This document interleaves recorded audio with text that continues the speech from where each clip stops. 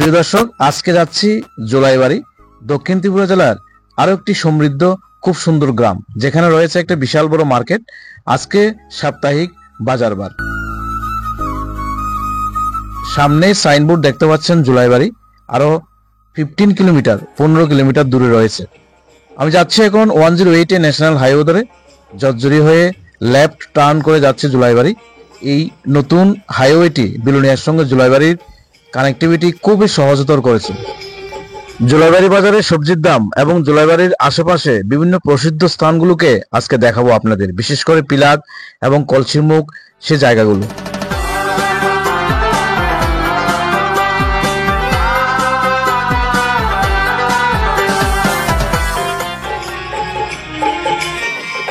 মসৃণ জাতীয় সড়ক ধরে বাইক যখন ছুটে চলছে, তখনই সামনে ফুটে আসলো পল্লী গ্রামস্থ কৃষকদের দুরবস্থা।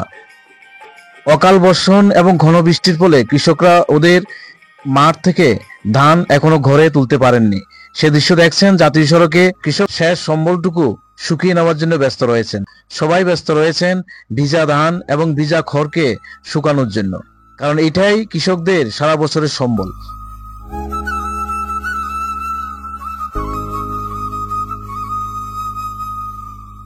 এসে পৌঁছে গেলাম জোলাইবাড়ির প্রবেশ মুখে। উপরে সাইনবোর্ড দেখতে পেয়েছেন আপনারা, আর আশেপাশের জোলাইবাড়ির বাজারের শুরুটা আপনারা দেখতে পাচ্ছেন। প্রিয় দর্শক, জোলাইবাড়ি বর্তমানে একটি জংশন হিসেবে পরিচিত, যেখানে দুইটা জাতীয় সড়ক একত্রে মিলিত হয়েছে। তাছাড়া রয়েছে জোলাইবাড়িতে একটি রেল স্টেশনও, তার দৃশ্য দেখাবো আপনাদের। আমি লেফটে টার্ন করব, রাইট সাইডে রোডটা গিয়েছে সাবরুম আগরতলা জাতীয় সড়ক। দর্শক, এখন যে দৃশ্য দেখছেন জোলাইবাড়ির মার্কেটের দৃশ্য দেখছেন। খুবই সমৃদ্ধ একটি জায়গা, যেটা আমি আগেও বলেছি। প্রথমে জোলাইবাড়ি মার্কেটের বাহ্যিক রূপটি আপনাদের একটু ক্যামেরাবন্দি করে দেখাই। মোটামুটি খুব বড়সড় একটি মার্কেট রয়েছে দক্ষিণ ত্রিপুরা জেলার এই জোলাইবাড়িতে। আশেপাশের অনেক দূর দূরান্ত থেকে ক্রেতা বিক্রেতারা জোলাইবাড়ি বাজারে আসেন। সপ্তাহে 2 দিন বসে জোলাইবাড়ি বাজার, রবিবার এবং বুধবার। ভোরে ভোরে বাজার শুরু হয় এবং রাত্রি 9টা-10টা অবধি ওপেন থাকে জোলাইবাড়ি মার্কেট। একটি মিশ্র বসতি এলাকা, পাহাড়ি বাঙালি একেবারে মিলন মেলা বলতে পারি। এখন যেখানে আছে এটা হলো জোলাইবাড়ির মোটর স্ট্যান্ড। সে দৃশ্য দেখতে পাচ্ছেন, অনেক যানবাহন এখানে রয়েছে। আর আমার লেফট সাইডে রয়েছে জোলাইবাড়ির ফুটবল গ্রাউন্ড স্কুলের।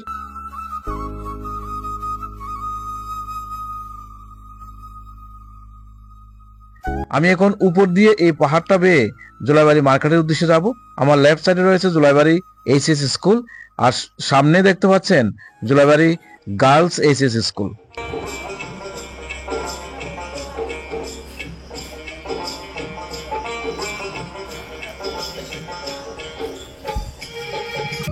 তো প্রিয় দর্শক, জাস্ট এসে পৌঁছলাম জোলাইবাড়ি বাজারে। জোলাইবাড়ি গ্রাম পঞ্চায়েত আজকে বাজার বার, সাপ্তাহিক রোববারে। তো জোলাইবাড়ি বাজারের দৃশ্য দেখাবো আপনাদের। জোলাইবাড়ি নিয়ে হবে আজকের ভিডিও, সবাই সঙ্গে থাকুন। আর এদিকটায় রয়েছে সবজি মার্কেট। চলুন কি পাওয়া যায় দেখা যাক। তো দেখছেন অনেকে সবজি নিয়ে এসছেন।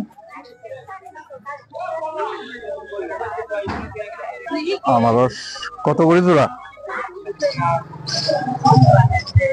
দর্শক, আমি 2টা নিলাম 70 টাকা দিয়ে আনারস দিদির কাছ থেকে।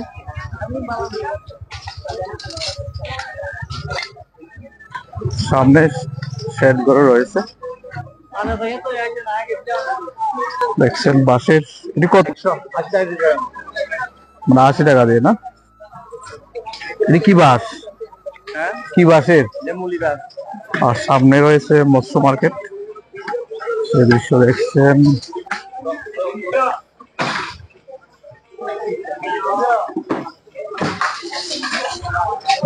মাছ,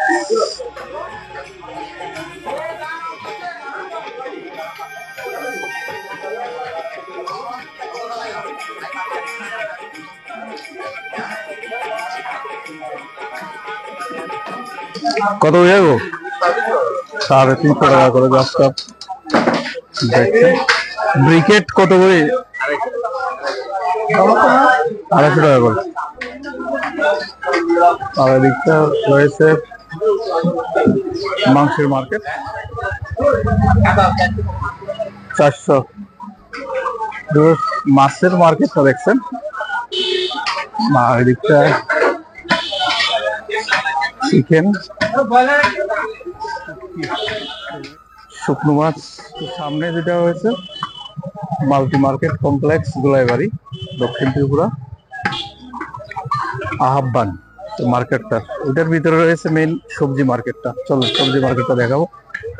আর সামনে ফাস্ট ফুডের ব্যবস্থা রয়েছে, মার্কেটে আসলে ফাস্ট ফুড খাওয়া যাবে। চলুন ভিতরে মেইন সবজি মার্কেটে নিয়ে।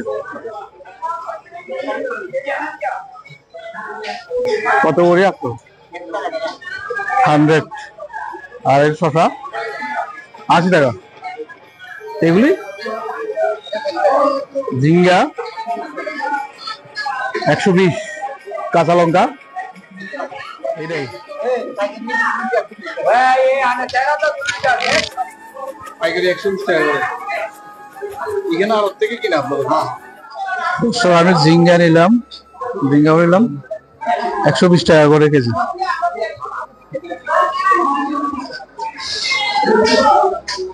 কাস্টমার নাই তবে কত করি? খুব সুন্দর একটা মার্কেট এখানে। কত করে বাঁধাকপি? 80 টাকা। বেগুন 40 টাকা করে পরিচিত। কত করে? 30 টাকা। হলো পুরোটা হলো পান। এটি কোনখানের পান? নলুয়ানি না এখানে লোকাল?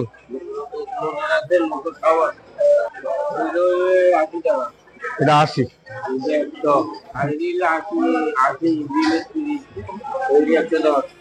110। সুপারি বিক্রি করছেন? কাটা সুপারি কন্টিনিউ কেটে চল কেজি, মানে এগুলো কেজি 500 টাকা করে কাটা সুপারি। আচ্ছা কত বছর বিক্রি করেন এখানে? 43 উঠছে। তো আমি পান নিলাম। কত করে মোটা? 10 টাকা করে। জুলাইবাড়ি এটা আগে কর্তার নামে আছিল, কর্তারা আয়ার এটা খাতা জানিত। তো এখন এবারে এটা এক মগে কেমন কেন রাখতে, সেই মগে এটারে তত্ত্বাবধান করতো এবং ওইটা খাজনা আদায় করতো, খাজনা আদায় করে আর চলতো। এখন সেও মারা গেছে।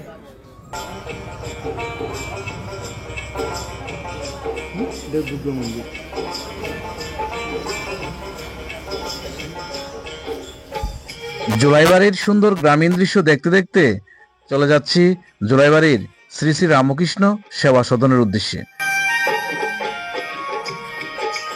এসে পৌঁছলাম দক্ষিণ জুলাইবাড়ি এসবি স্কুলের পাশে। আমার রাইট সাইডের যে বিস্তীর্ণ মাঠ সেটা স্কুল মাঠ।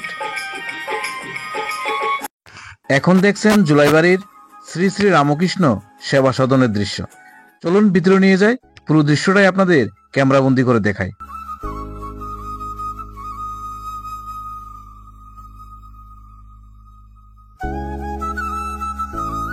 জুলাইবাড়ির রামকৃষ্ণ সারদাশ্রম খুব সুন্দর একটি নিরিবিল শান্তির জায়গা, খুব সুন্দর পরিবেশ, একেবারে গাছালি দিয়ে ভরা।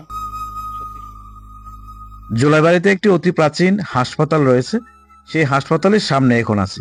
আমার লেফট সাইডের বিল্ডিং দেখতে পাচ্ছেন, হাসপাতালের বিল্ডিং গুলো। আগরতলা সাবরুম জাতীয় সড়ক NH-8 এর পাশেই রয়েছে জুলাইবাড়ির RD ব্লক। খুব সুন্দর বিল্ডিং রয়েছে জুলাইবাড়ি RD ব্লকের, সেই দৃশ্য আপনাদের জন্য ক্যামেরাবন্দি করেছি।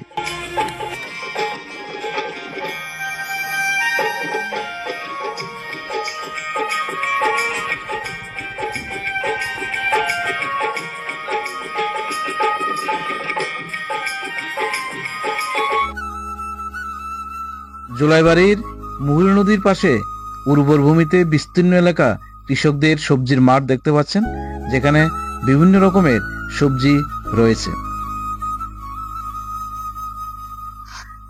জুলাইবাড়ির পাশাপাশি কলসির মুখে এসে উপস্থিত হলাম, যেখানে রয়েছে একটি খুব সুন্দর বুদ্ধ মন্দির। সেই বুদ্ধ মন্দিরের দৃশ্য ক্যামেরাবন্দি করব। বুদ্ধ মন্দিরটা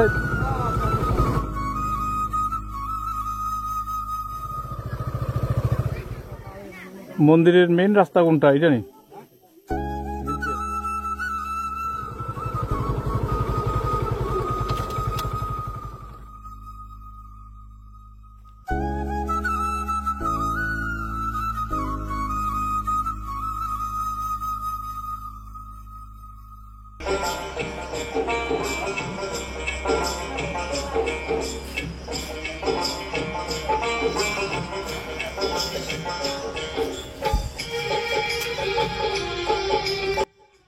প্রিয় দর্শক, জোলাইবাড়ির আশেপাশে আরো কিছু দৃশ্য দেখানোর বাকি রয়েছে।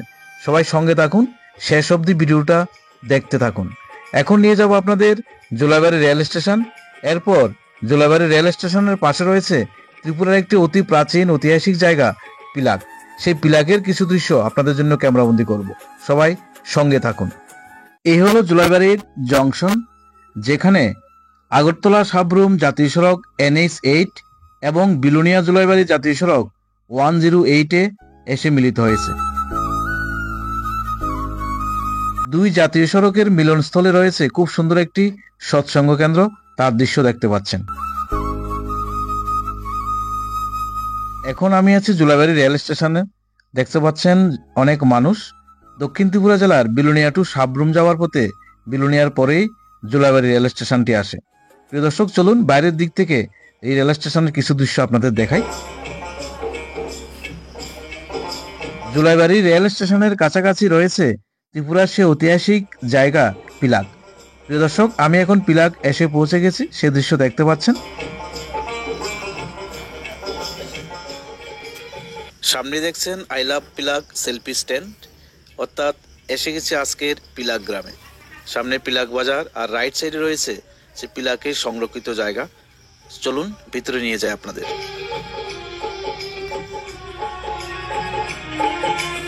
পশ্চিম পিলাক, যাকে সবাই ঠাকুরানী টিলা হিসেবে ডেকে থাকেন বা জেনে থাকেন। অনুমান করা হচ্ছে প্রায় 10ম থেকে 1300 শতকের মাঝামাঝি সময়ে এই স্থাপত্যগুলো এখানে স্থাপন করা হয়েছিল। আর্কিওলজিক্যাল ডিপার্টমেন্ট অফ ইন্ডিয়া খনন কাজ করেন এবং খনন কাজ করার ফলে অনেকগুলো মূর্তি এখান থেকে উদ্ধার করা হয়, যা এখনো রয়েছে এখানে সংরক্ষিত অবস্থায়।